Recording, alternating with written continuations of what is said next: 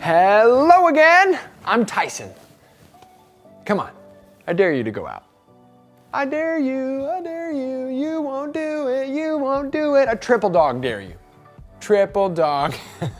This is my last night house sitting for my neighbor, Mr. Levithan. So far, the power's gone out almost every night since I got here, but this time, I'm prepared. I've got a secret weapon. Plus, I've got hope.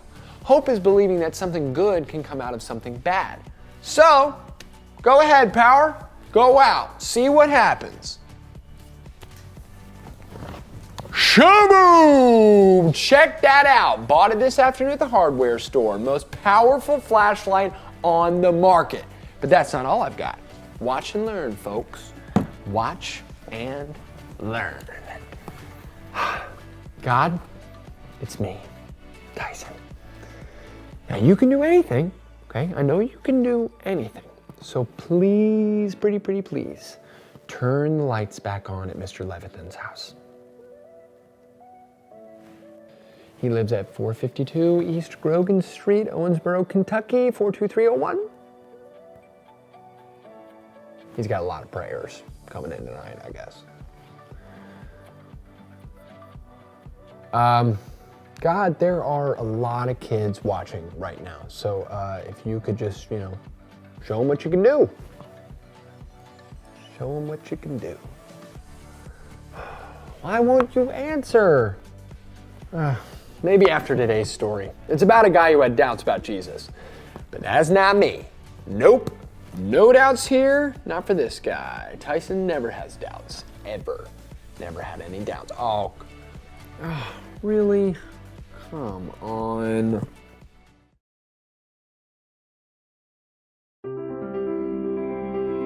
The Bible isn't just a book of random stories. It's 66 different books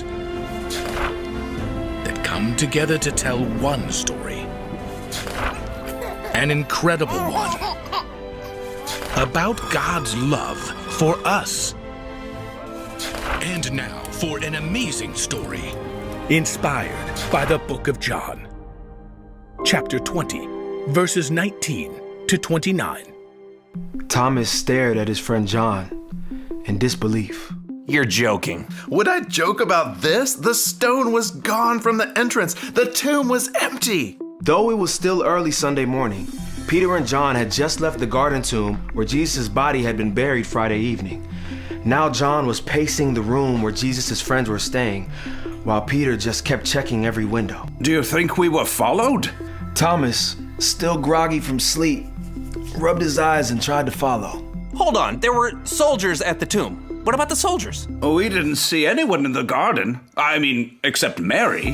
Why was Mary with you? You didn't hear her pounding on this very door an hour ago? She was the first one to find the tomb was empty. She ran here to tell us. Let me get this straight.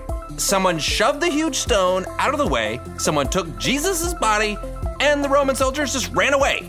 Looks like that. But it doesn't make any sense. We're missing something. Thomas was waking up. It was bad enough their friend and teacher had been killed, but now somebody was playing games with them. Yeah, we're missing something. The body of our friend. John, stop pacing, will you? Stop checking out the window. You're making me nervous. Sit down, both of you. What's that? All three men squeezed in to see through a tiny window. It's a woman. Who? Quit elbowing me. Mary. It's Mary.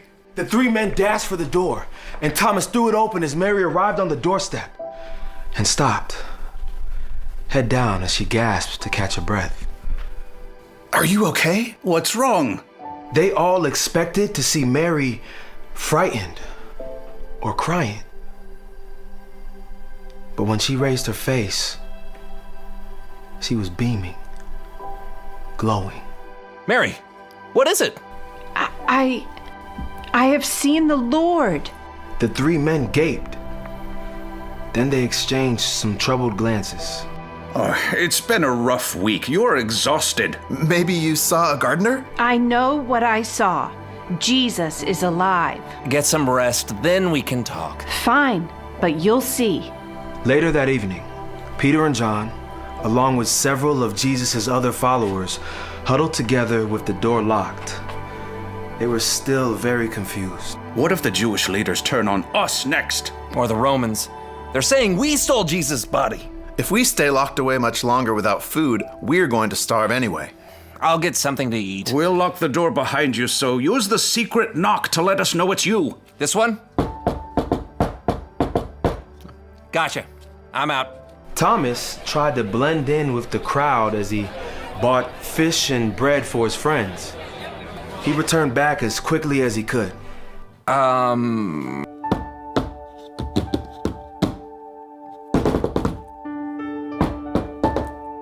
Listen, it's Thomas. Just let me in, okay? The door flew open. Thomas was instantly met with a babble of voices. He didn't even come through the Jesus door. was here. It Right over locked. there. Told us, peace be with you. And that he's sending us out. And he showed us the wounds in his hands and his side. What? Hold on, one at a time. We have seen the Lord. Oh, you too now? Look, I know this is difficult, but Mary was telling the truth. It's not just one person now who's seen him. It's all of us. Thomas took a deep breath, and then he set down the bread and fish on the table. It's impossible. Maybe, but it's true. You can believe it. First, I've got to see the nail marks in his hands. I have to put my finger where the nails were and where the sword cut his side. Then, that's when I'll believe it. Nothing the other disciples said could persuade Thomas. And since they still weren't sure what would happen next, they laid low for the entire week. And they locked their doors. It smells like fish in here. Well, here's an idea. Don't buy fish for dinner next time. You asked for it. No one made you. Suddenly, impossibly, someone appeared in between Thomas and Peter, right in the midst of the group. May peace be with you. Thomas gaped. Somehow, Jesus had shown up among them. Even though the door was locked, deep scars were visible on his wrists. But he seemed radiant, more alive than anyone Thomas had ever seen before. Jesus held out his hand for Thomas. Put your finger here. See my hands. Reach out your hand and put it into my side. Stop doubting and believe. Thomas could hardly breathe for a moment, much less speak. At last he gasped. My Lord and my God. Because you have seen me, you have believed. Blessed are those who have not seen me, but still have believed. Thomas nodded, his heart beating with joy. Instead of being angered at Thomas's doubt, Jesus graciously answered all of his questions. God is bigger than all of it.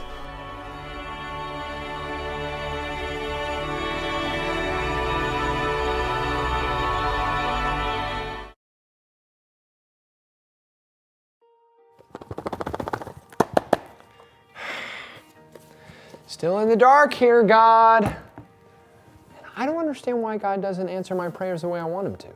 Why does he answer some people's prayers but not mine? And you know what? I've got other questions too. Like, why do bad things happen to good people? And why do good things happen to bad people? And why belly buttons? I got a lot of questions. You know what? And that's okay. God he's okay with our questions. You know, just look at Thomas. He had questions about Jesus coming back from the dead until he saw Jesus with his own eyes. But Jesus didn't get angry. He helped Thomas believe. You probably already know this, but God knows everything. So of course he's going to know a lot of things that we don't, like how many stars are in the sky or how many hairs are on our head. He knows the future. So he knows the questions that you're going to have before you ask them. And even though God may not answer us when and how we expect, we know we can trust that he has the answers, that he knows what he's doing. So when you have a doubt or when you have a question, it doesn't mean you're doing something wrong. It just means that you're not as smart as the creator of the universe, and guess what? That's a good thing. The one thing that I've learned today is this. Whatever happens, remember God is bigger than your questions. So the power may still be out and my flashlight may have stopped working, but if being in the dark helps me to trust God more, then I think I have the answer to my question. I'm trusting you, God. If you don't want the power to come back on, that's cool with me. I'm still a little curious about the belly buttons, though. Amen. You know, house sitting has been a little scarier than I expected, but it turned out all right. I feel like I know more about stuff than I did before. So if Mr. Levithan asks me to house sit again, I think I'm gonna say yes. I'll just make sure that I bring extra candles next time. I'll see you guys around. This little light of mine, I'm gonna let it shine.